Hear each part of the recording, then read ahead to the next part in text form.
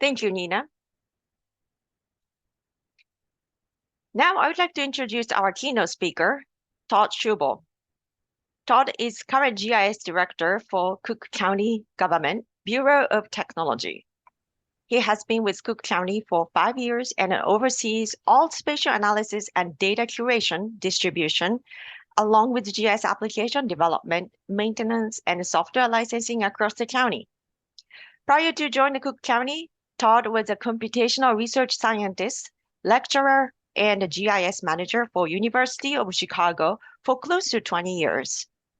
Among his remarkable initiatives is the founding of the Large Counties GIS Meetup, a forum that unites GIS leaders for the 20 largest counties in the US.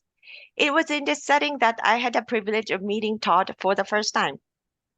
Todd is a dynamic and an action-oriented individual who is deeply committed to the field of GIS. Please join me in welcoming Todd Schubel as our keynote speaker today. Thank you, Yoko. I appreciate that. Good morning, everybody. It's a little bit later in the morning for me. I'm in snowy Chicago. It snowed here on Halloween yesterday, a balmy 31 degrees for our trick-or-treaters. So that was just fabulous for all the kids. I'm going to share my screen and kick off my presentation here.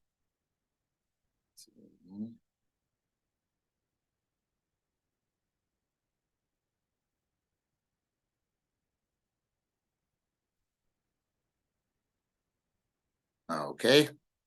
All right, you should be able to see the first slide there, translating GIS for all, Santa Clara County's GIS Day 2023. I want to thank you once again for allowing me to attend and give you this keynote speech. And so Yoko gave a little bit about my background there, a little bit about Cook County. As I mentioned, it's the county where Chicago sits within Cook County. So we have approximately, throughout the entire county, it's about 1,600 square miles, about 5 million people, just over 5 million people, 135 municipalities, and 1.8 million parcels. So we're not small by any regards. And so a lot of the things that we do affect quite a few people and have a lot of influence, not only within the county and all the other local governments within Cook County, but throughout the region as well, throughout Illinois, Indiana, Wisconsin, and the surrounding areas. So, but what I'm going to talk to you a little bit about today is, like I said, the title here, Translating GIS for All, because sometimes it can be a daunting task. So I'm going to start off here with a little bit of a story with two individuals. And so we have Steve and Betty here, who are going to, they have their own business, and they want to, it's growing, it's burgeoning, and they want to actually construct a new building for their business. Like, all right, this is great. Like, we're going to start get our, plant our flag here and start our own, start a new, turn over a new leaf. And what we can do is first pick out a plot of land where we're going to build this building. So a plot of land built out, we're going to meet with some contractors, design the building, make sure it all is up to spec, and we're off to the races. And so we're going to hand in our paperwork to our local building department, and hopefully everything gets approved the way that it should. The building department, or local municipality, is going to send its inspector out there. It's going to be looking at the plans, and they're looking at the land there, and so looking back at the plans, looking at the land, looking at the plans, and then they realize, like, wait, there seems to be some waterways right next door, and what we can, you can tell that by looking at a floodplain map. And so there's a floodplain map that should have been reviewed, is often reviewed before something like this happens. So the inspector goes back to the building department, says, make sure to put their paperwork back to them, because they're going to be need some drainage for this building. It's like, otherwise, it's like, it's going to be underwater next time we get a large rain. So the person's like, well, what's a floodplain map? And it's like, well, it's right here. Didn't you see it? And it's like, no, I don't necessarily know what a floodplain map is. It's like, all right, but I'll work on it. So they get back to work with, with their team, and start looking at, it's like, look, well, where can we put drainage? How is the drainage? What is drainage? It's like, I don't know. It's like, I've never constructed a building. I own a business. And so if they start, down that path, it's like, they actually realize that they can put in drainage for the building. It's like, all right, we'll get that taken care of. So let's hand our paperwork back to the municipality. All right. And so like, send the inspector out again. It's like, all right, they put the drainage in again. And he's going to be looking at the land and, looking at the plan, looking at the land again. It's like, wait, did you realize there's no right of way here? And it's like, so there should have been included in something in this, a way to get to the building. It's like you have an empty plot of land in the middle of a field. It's like, there's no right of way that needs to be established for this building to actually move forward. And on top of that, if you notice, there's a river just within distance of this building. It's like, did you do an environmental assessment impact? And it's like, environmental assessment impact. It's like, what's that? And it's like, well, we want to make sure that you're not polluting the land. It's like, by runoff from the building. It's like, so you need to have something in there to make sure that this isn't being, isn't messing with the environment in any way. So the building department is like, hands their paperwork back to the people and they're like, okay, wait, I have to look at more maps. It's like, okay, and like, what's a right of way? I've never heard of a right of way. You mean a road? It's like, these things aren't necessarily clearly defined. So, and when you start looking at these sort of things, they get their maps in order. They start to translate their maps, or hopefully translate their maps, or someone translate them for them. Hand their paperwork back to the building department. And it's like, all right, it's like, is it approved? It's approved. It's like, all right, we can finally start construction on this building. Thank goodness. It's like, we can move forward with our plans. It's like, high five for everybody. It's like, all right. And the building starts construction. All right, this sounds great. It's like, we're making progress here. The business is going to grow. It's like, this is going to be a great thing for our business. And it's like a great thing for our team. We're actually going to, establish ourselves and, become one of the major players here. All right, but all right, the property assessor is now going to come in and sort of going to assess this property because you're changing the land and adding value to the land. So here we have a nice tax parcel map. Looking at the map here, all their good lines, square footage, how many rooms are in the building, taxing information, all that sort of good stuff. The assessor's looking at the land. It's like, did you realize there's a utility easement on this land? It's like, there's a utility easement? Like, what's a utility easement? It's like, well, you're going to have to make amends for that because it's like, we can't necessarily run into the utility easement with the construction of the building. So let's get on the phone then and talk to him and see. It's like, if we can work this out. I'm like, wait, okay, there's more maps I have to look at. It's like, yeah, it's real easy. Just look at the utility easement map. It should make sense. It's like, well, that's the easement map. Where do the utilities run? It's like, well, if you just look at the utility map here, I'm sure it'll make sense to you. It's like, it's not very complex at all. And this is where things come to an end, or the story continues, and we hopefully get through all these things after looking at all these maps. So that can be a lot to digest for a novice, and it's like, for someone who's not used to looking at these maps, it can be a lot to take in. And when they're moving along at such a breakneck pace, this is where possibly some other players who were working with these business owners should have given them better advice, or given them some advice at all. But if they may want to look at this information themselves. And as they say here, search engines are not always the best at revealing absolutely everything. And so, and this applies to any sort of research. It's like, it's like, is the information complete? Is it the proper data? It's like, am I going through the right authority? Is the information out of date? Is like, or even, are you aware of the existence? And so these are things that we encounter quite a bit with GIS and with mapping and with dealing with individuals within either our own confines, so in this case within local government, or the general public at large. And so, and that's something that we want to take care of and make sure that we are translating GIS for everyone. But what it comes down to is, when people are looking at maps and dealing with maps on a daily basis, how are they usually interfacing with them? Well, there's two ways. One's on your phone and one's on the dashboard of your car. That's probably 95% of the people, if they encounter a map in their daily life, it's like, it's going to be this. They're looking for the nearest Starbucks, or they're looking how to get to grandma's house or something like that. And it's usually through navigation. Is this GIS? Yes, it's completely GIS. However, if this is what people are accustomed to seeing, they're not accustomed to seeing a utility map, a parcel map, a floodplain map, like all those sort of things that they may have to interact with in order to get the job done that they want to get done. And so it's our job as GIS professionals to translate that GIS, is to make it more digestible for them. Now, does that mean that we have to make every map and every interface look exactly like this? No, that's not the case. And that necessarily can't be the case as well. So, how do we make GIS more inviting? How do we make it less intimidating? Because it can be intimidating in a major way. It's like, if I, if someone sat me down in the cockpit of a Boeing 747 and say like, okay, well, here's the wheel that makes it go left and right, and this makes it go up and down, and that's the throttle, and that's all you need. You're on your way. And it's like, wait a minute, what are all these other buttons and switches here? It's like, there's got to be something else to this. It can't be that simple. And it's like, no, it's not. It's going to be complex in some way, shape, or form. It's a matter of, can you make it less complex? Also, when it comes to, sharing data, is there a better way to share that data, with either the general public or with, other departments that we may be working with, other local governments we may be working with, other private entities we may be working with? Is like, how do we disseminate that information? It's like, so it is understandable how it is, and makes it digestible, so it's not a steep cliff that you're sort of, standing on the precipice on, and hopefully that you don't fall off.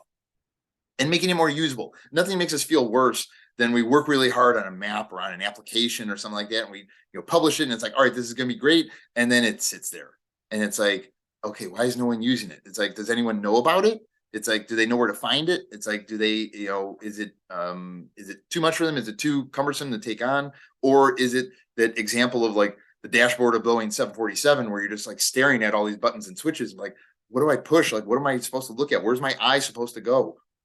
Is there something, more, is there a simpler way of getting this information across? And as they say here, simplifying complex things, it's never, easy. It's like, but this is where we have to behave as the translators. We have to hold people's hands and sort of guide them through this, and say, it's like, look, it's like, GIS is for everyone. It really is. And it doesn't, if everyone can look on their phone or on the dashboard of their car and navigate through a map, and it's like, that shouldn't be a hard lift for the rest of us. But it depends on where, what sort of operations you're trying to get through, and what you're trying to sort of contend with. So now, as they say here, people look at different kinds of maps every day, it's like, but not everyone does. So that happens where we can also live in our silos. So if I'm, if I'm working for the assessor's office or for a clerk's office or a recorder's office or something like that, and I'm only looking at survey plats and parcel maps all day long, I'm taking for granted that everyone else knows how to read those. And it's like, no, not necessarily. It's like, if I've never seen a parcel map or a survey plat, like, what am I looking at? Or for, instance, or if you're looking at a zoning map or hydrology or, any sort of environmental impact map, it's like all these sort of things that may be very particular to the subject at hand and to the people who are using them on a regular basis. And to them, it's second nature. It's like, well, yeah, of course I use this map, and it looks simple to me. But was in that first example, I was telling the story of the two people who are opening a business. If they're looking at a floodplain map, and it's like they don't even know what a floodplain is. It's like, how are they going to necessarily see? It's like, is that going to impact their business or where they're going to put their building or something like that? So, is we can put here, it's like, we want to soften the blow. All right. We want to make that map more relatable. We want it to be as simple as possible, but you have to sort of navigate a fine line here. You don't want to make that map or that interface or that GIS too simple that you're going to sort of, lose the point of what you're trying to get across, or lose the information that you're trying to get across. But you don't want to make it so complex that someone's just going to be overwhelmed and walk away and just like, I need someone to help me through this, because it's just way too difficult to navigate. And so once again, we go back here. It's like, is this what we want to strive for? Is this the only way that someone is going to digest a map? And it's like, sometimes yes, sometimes no. But one thing to keep in mind is, the future is now, and how are people usually interfacing with our digital society? Mobile. So mobile compliance is huge. And it's like, can I interact with a map on a mobile device effectively? And it's like, sometimes yes, sometimes no. It really depends. I put in here, we also hear about the digital divide, which is just, it's like getting digital access or not. It's like, in this case, it's digital division. And what I'm talking about here is like, are you looking at that application? Are you looking at that map on a computer desktop? Are you looking on mobile? Are you looking on paper? What's the medium? What's the medium that people are interfacing, your information with? In a majority of the cases, it is going to be a mobile device. But you don't have that much real estate on the phone. It's like, so designing to just a little screen that someone holds in their hand is sometimes a challenge. And so it's like, look, is this better used in a desktop environment, looking at a larger screen? But if someone doesn't have access to that, it's like, well, how can I get them that information that they need? Or in paper versions, in this matter, when we're talking about that story at the beginning, if you notice the pictures I was showing, people were handing paperwork literally back and forth. So that paperwork may become digital, but when it was born or created, it was done on paper. So, can that paper to digital translation, can that promote, one way or the other? It's like, sometimes yes, sometimes no. Really, it's dependent on what you're working with, but you do need to be aware of it when you are going into these situations. So is the user going to be expecting, a map on an 8.5 by 11, sheet of paper? Are they going to be looking at that map in a PowerPoint presentation like you're looking at here? It's like, and even with a PowerPoint presentation like this, it's like how I communicate with you here in, on just your mobile device or on your computer screen, sitting at your desk would be different than if we were in an auditorium where you may have, 50, 100, 300, 1,000 people and presenting on a large screen. How that information floats across can be a challenge for us, the creators of the data, the creators of the maps, the creators of the information, because I want to make sure you understand it. I don't want you to just, I don't want your eyes to roll back in your head and just be like, this is too confusing or too much. It's like, or, I want you to actually take the time to step through it. And it's like, well, what it comes down to is, can I do that? And it's like, we're going to get into that in a minute. So I want to show some examples here with, Santa Clara County's interactive sites here and some of the maps that you guys have and probably deal with on a regular basis. And they're extremely good. However, you have to raise that question. So here we're looking at just simple parcel map. Something it's like, county people would probably deal with on a regular basis. And if you're with a local government municipality, you probably deal with it on a regular basis as well. But for the general public, are they used to seeing the data in this fashion? Are they used to seeing a home or a building or a street from a bird's eye view with all these sort of little lines, rectangles and triangles and, other different trapezoids and things like that? Are they used to seeing it in this fashion? Likely not. It's like, how do we translate that for them? Is there an easier way to do that? And it's like, sometimes yes, sometimes no. It's like, look, this is as simple as a parcel map gets there, but does there need to be hand holding in this fashion to allow the user to read it and to understand it? We try and do as much intuitive design as we can, but there are limits to that. And here's another example of that. So it's like what we're looking at here is a contour map. And to anyone that has a background in mapping, it's like you'd look at that with 2 seconds, like, yeah, that's a contour map. It's like, so what's the big deal? It's not a big deal to us. It's a big deal to the user who maybe have never seen a contour map before and doesn't know. It's like, well, how come some of those lines are closer together or further apart? And what do those lines mean? It's like, well, those lines mean different elevations. And as you see where those lines are closer together, that means you're on a steeper slope. And someone may say to me and be like, how did you know that? It's like, well, to me, it's second nature, because it's like I've been doing mapping my whole life and have been, designing maps and, pushing them out to other entities for a long time. So I'm not really thinking of like, is there a better way of doing this? And it's like, maybe not. It's like, this is it. It's like, this is it. There needs to be some give and take here where there needs to be some education for the user. But we need to be aware of that. We need to be aware that it's like, all right, does the user need a little bit of education as to what a contour map is and what it looks like and how it may be significant to, to where they live or, what they're trying to accomplish. Now, there may be other maps that may be more simplistic. So here's a good example of that, where we have a geologic hazard zone. It's a binary. You're either in the geologic hazard zone or you're outside the geologic hazard zone. So if I type in my address, I'm either in the orange or outside the orange. It's like, inside orange bad, outside orange good.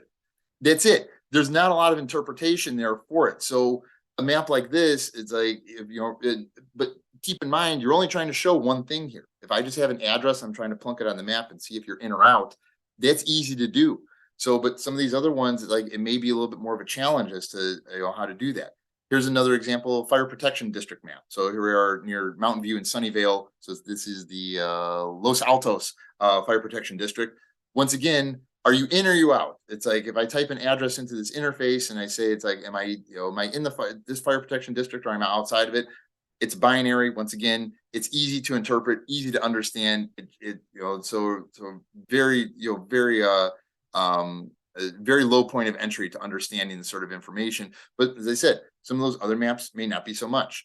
So let's get interactive here for 1 minute. So I'm going to stop my presentation. or let's see, pause sharing here. Bear with me one moment as I switch to the web browser here. All right, there we go.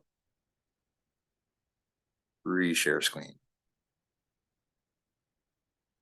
There we go. All right, and here we're looking at Santa Clara County's planning and development site.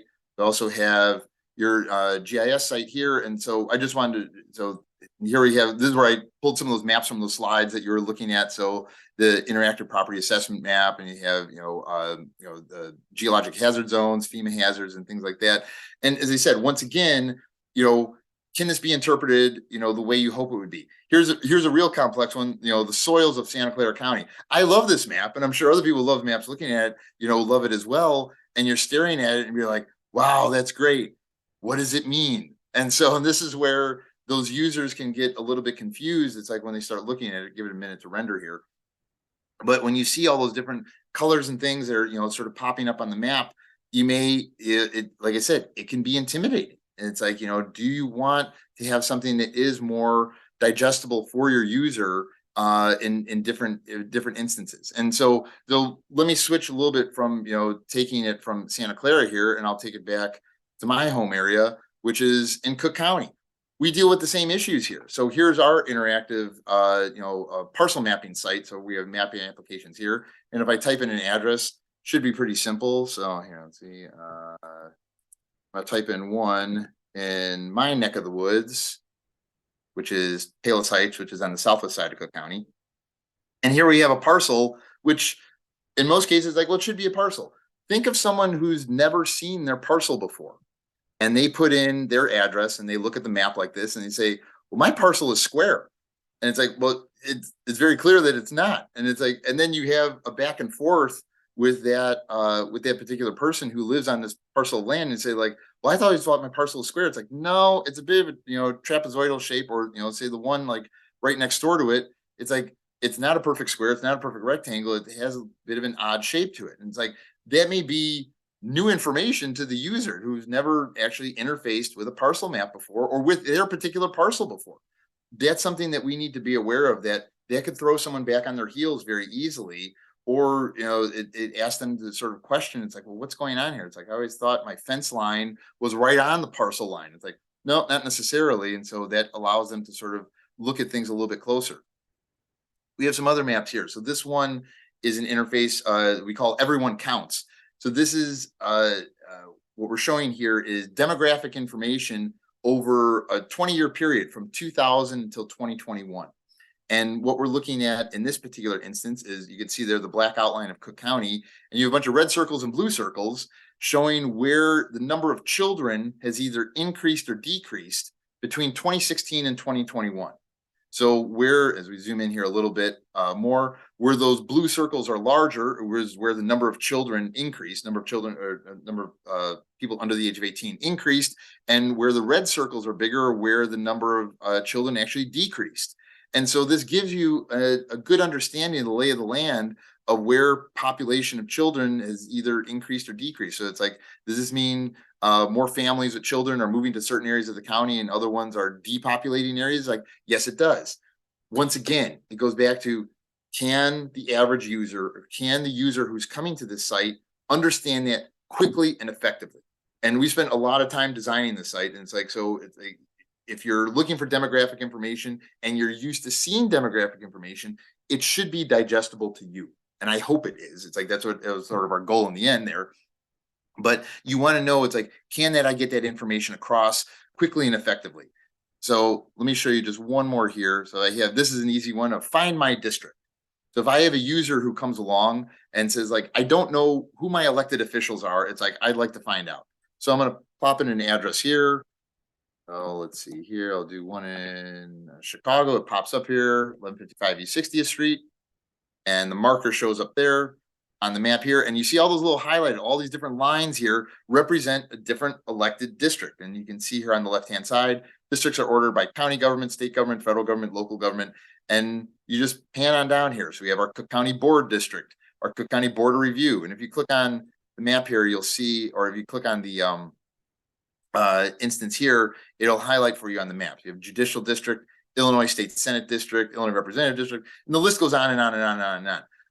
Once again, am I translating that information well enough for the user so they can understand it? Or are they going to be overwhelmed by this? And it's like, and this, we hope not. It's like I said, we've done a lot of, internal market research and external market research on this map. And sometimes you can only take those people so far, and when they're going along with, the map at hand. And so these are instances where we need to necessarily worry about those things for either the general public or for others that we may be dealing with. All right, once again, let me go back to the presentation here. Bear with me. Let's see, bring my slideshow back up here. Where did I leave off?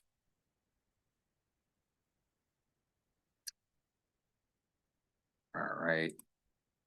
Reshare. There we go. Back to the slideshow. Okay. And so Cook Central is what I showed you there, and I'll give you the link for this. So Cook Central is our hub for all of our applications and data and maps and things like that at Cook County.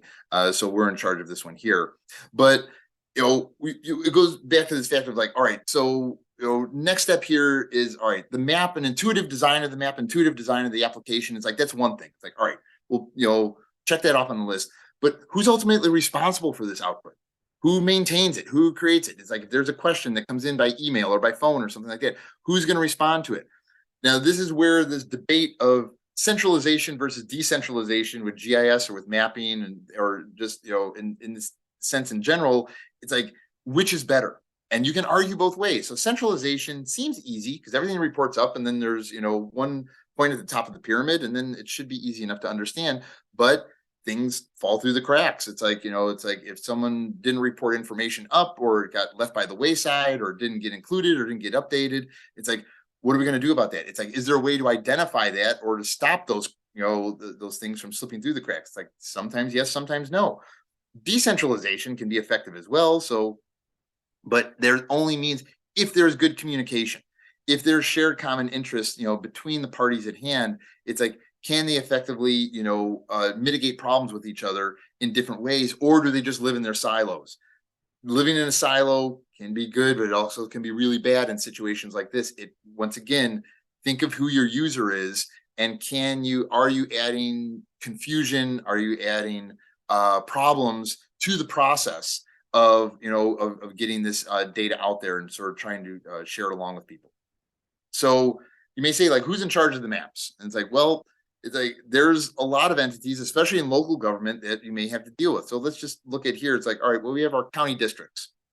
So we have county districts, and you guys have 5 county districts in Santa Clara. Cook County has 17 districts within Cook County that are managed by different representatives. So, but you also usually have a county assessor. You'll have a county sheriff. You'll have a district attorney. You'll have open space or forest preserve districts.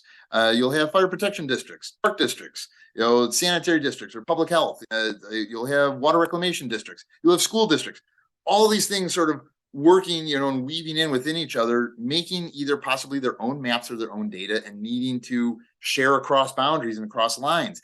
It's like when we come in with the GIS, the geography is the uniformity there. We all operate in the same geography. So knowing how to, add these sort of ingredients into the map and making sure that it gets the point across effectively to the user, that can sometimes be a challenge. Let's throw some other things in here. What about municipalities? So now you have a whole nother layer below the county. It's like, and they have, police department, fire department, public works, building departments, zoning department. It goes on and on. Airports, economic development, animal control, transportation. It just goes on and on and on.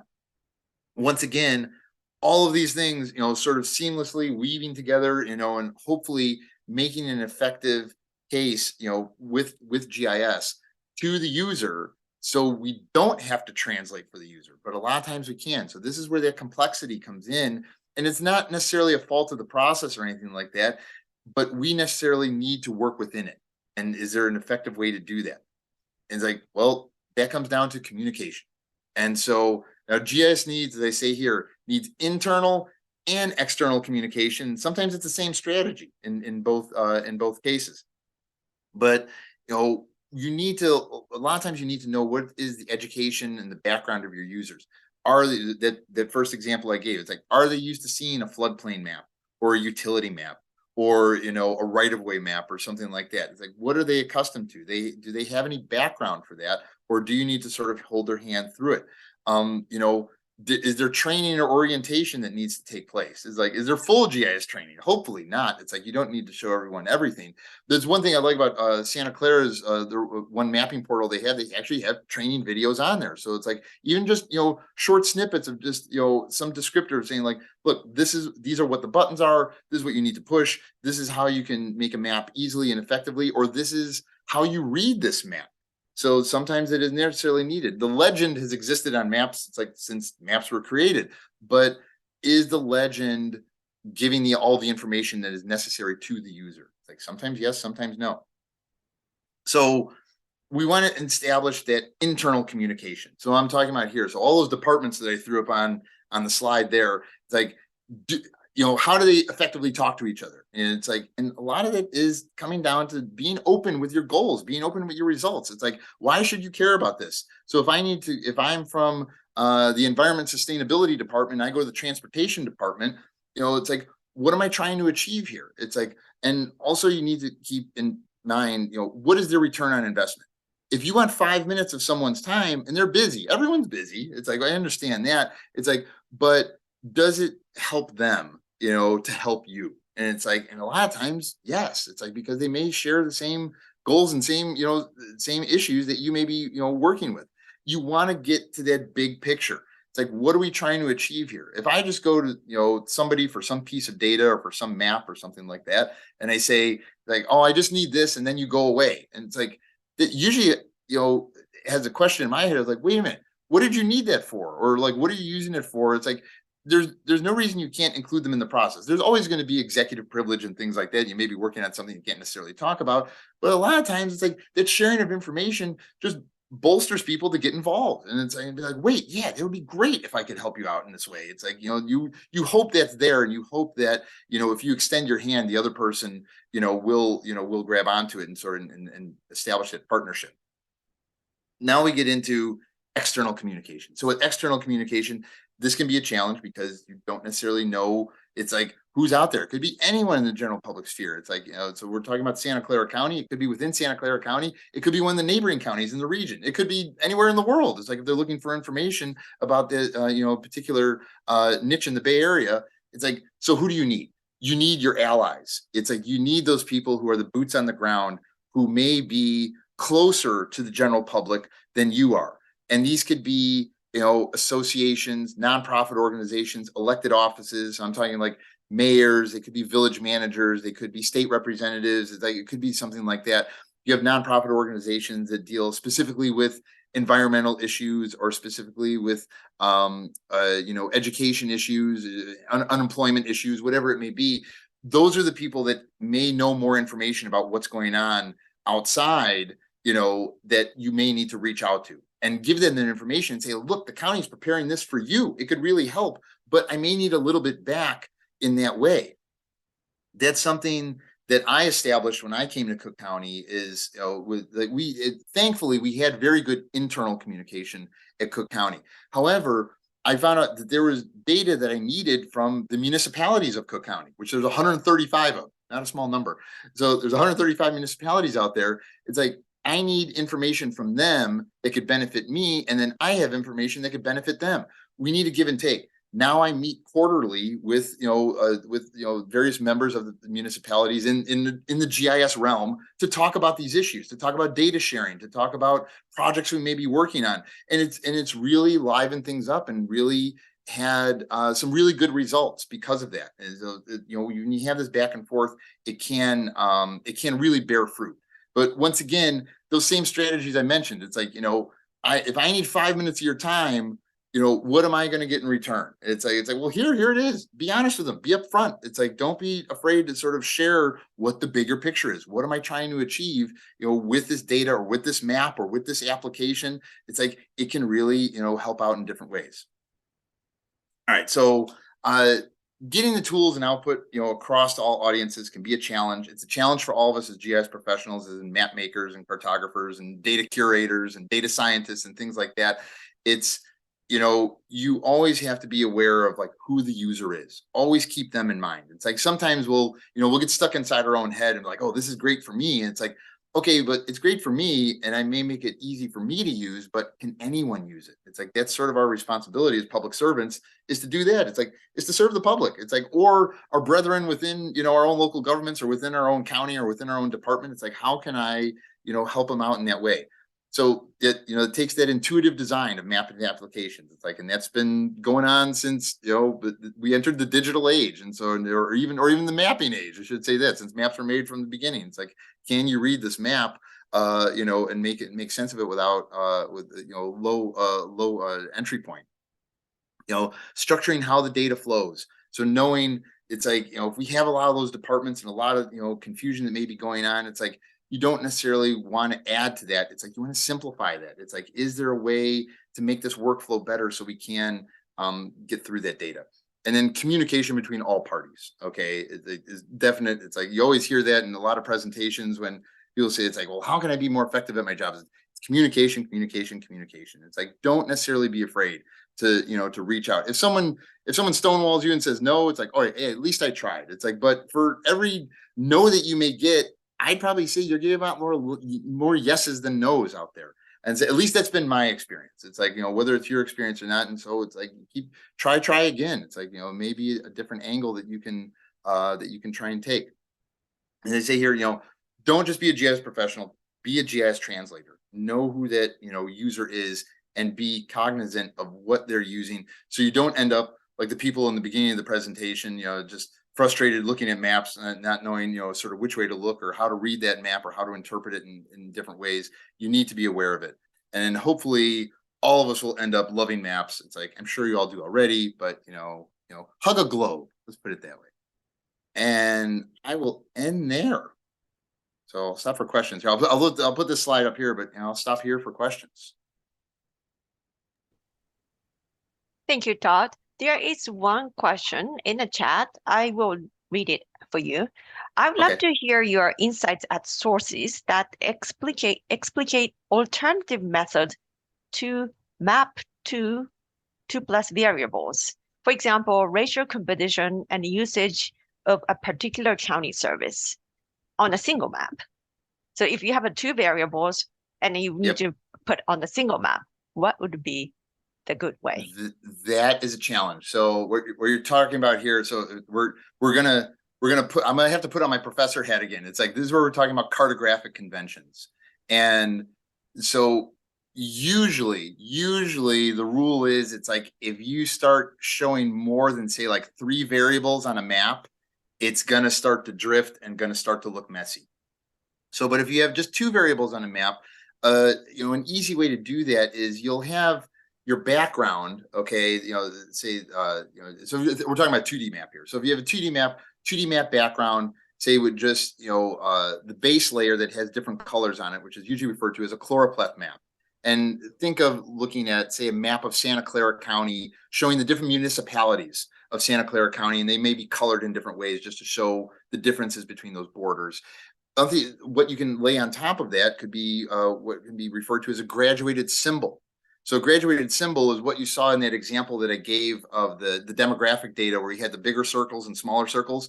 So if you have that base map with the colors and then have circles of different size, you're now showing 2 variables at once. So I can now show one variable, say it's like, say, total population of municipality on the base. And then if you had different racial groups, say if we're looking at, say, Asian population, on top of that, the bigger the dot or the smaller the dot will relate to the amount. So it's like you have a larger Asian population, the larger the dot; smaller Asian population, smaller the dot on top of that base layer. So you can compare those 2 things. But that's my short suggestion there, is to look into using something like that.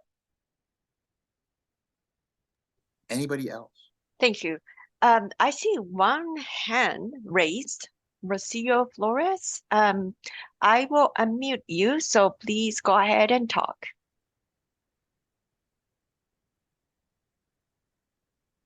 Mistake. But thank you. Okay, was there a question or no? No, no question. Okay. Oh, okay. All right. All right. Anyone Okay. else? Okay. If Any? not, like I said, here's the QR code and here's the what I gave here. So this is the link to our application and data hub at Cook County. So it's called Cook Central. And so if you want to peruse what we have, out there, it's like we have a good number of applications and lots of data that we push out to and this is publicly available. So it's available to anyone in the world if they want to click on it and see. And if you want to contact us by email, pretty simple enough, gis@cookcountyil.gov. Otherwise, I'll stop there. And thank you for allowing me to present, everyone. I really appreciate it. Thank you, Todd. This was a really good reminder to all the GIS professionals to make sure that the map is readable and it's translatable. And I learned market research internally and externally. That's a great suggestion. And then we would like to implement that. Thank you very much.